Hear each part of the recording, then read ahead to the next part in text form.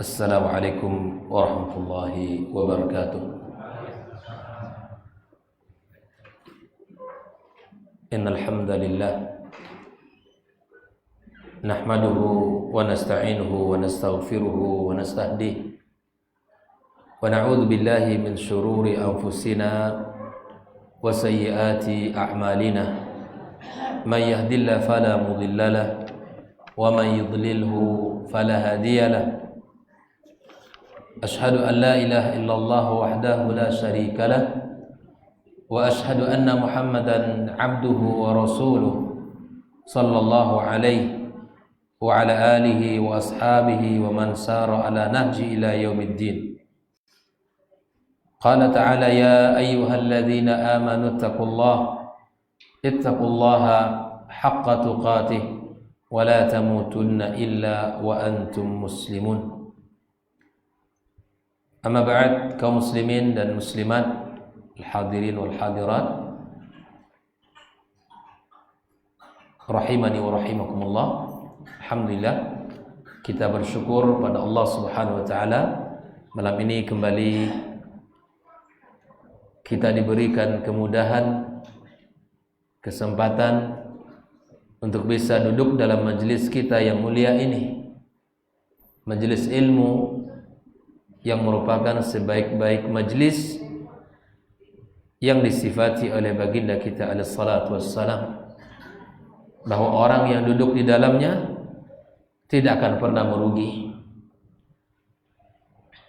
Berapapun waktu yang ia habiskan tidak akan sia-sia. Itulah keutamaan majlis ilmu yang kita laksanakan. Mudah-mudahan Allah senantiasa berikan kepada kita kemudahan-kemudahan untuk bisa mengisi sisa usia kita, bisa duduk dalam majelis yang seperti ini.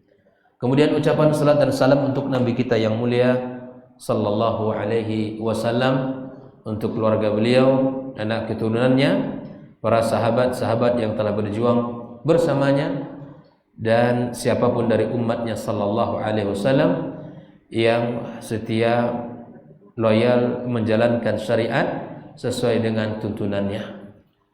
Ikhwafillah, kaum muslim dan muslimat, saudara-saudari, malam ini kita melanjutkan pembahasan surat setelah kita menyelesaikan pembahasan surat Ad-Duha, ya. Masuk malam ini surat Asy-Syarh, ya, surat Asy-Syarh. Nah, di mana di dalam surat ini Allah Subhanahu wa taala masih membicarakan tentang Nabi kita yang mulia sallallahu alaihi wasallam.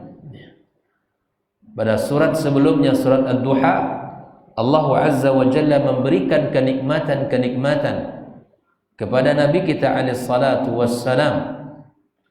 Dan di dalam surat ini pun Allah masih memberikan beberapa kenikmatan-kenikmatan, dan itu bukan hanya sekedar untuk Nabi kita alaihi salatu wassalam, tapi kenikmatan itu juga berlaku bagi umatnya. Mari kita perhatikan ayat yang pertama. Allah Subhanahu wa taala mengatakan di dalam firman-Nya, alam nashrah laka sadrak. Alam nashrah laka sadrak. Bukankah kami telah melapangkan dadamu? Tentu khitabnya adalah siapa? Nabi kita alaihi salatu wassalam. Di sini Syekh Sa'di mengatakan, yaqulu tabaraka wa ta'ala, ya, ala rasulih sallallahu alaihi wasallam, alam nashrah laka sadrak. Apa makna Allah melapangkan dada Nabi kita sallallahu alaihi wasallam? Syekh Sa'di mengatakan, nuwassi'uhu li syara'id din. Allah melapangkan syariat agama ini. Maka di antara ciri agama Islam itu adalah as-samha. Nabi sallallahu alaihi wasallam mengatakan, inna ahabbad din 'inda Allah al-hanafiyatu samha. Sesungguhnya agama yang paling disukai oleh Allah adalah agama as-samha. Al-Hanifiyah yang lurus dan as-samha yang lapang. Ya kan? Agama ini lapang.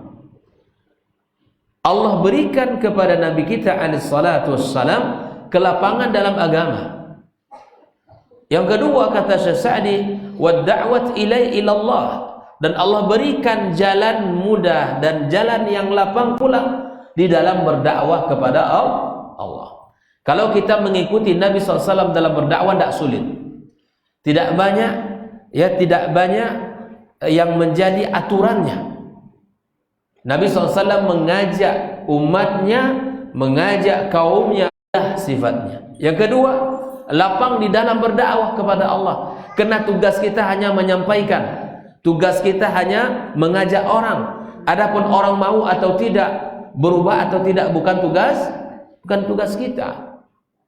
Tugas kita mengajak orang kepada jalan yang benar, mengajak orang kepada tauhid, mengajak orang kepada syariat yang sahih.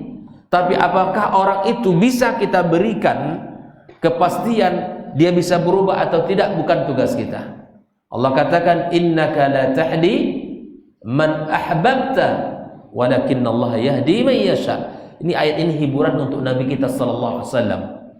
Karena orang-orang terdekatnya, pamannya, tidak bisa dia melihat mengucapkan kalimatus syahadah.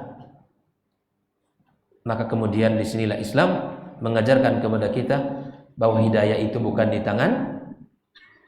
tangan manusia. Hidayah itu di tangan Allah Azza wa Jalla.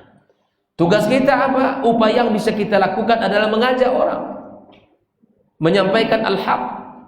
Allah telah berikan instrumen dalam dirinya.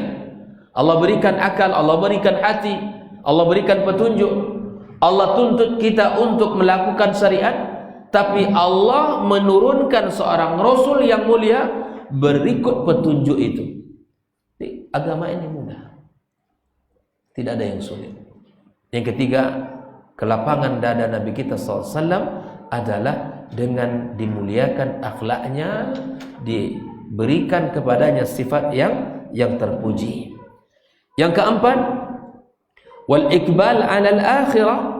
Di antara bentuk kelapangan dada Nabi kita alaihi salatu wassalam, diberikan baginya untuk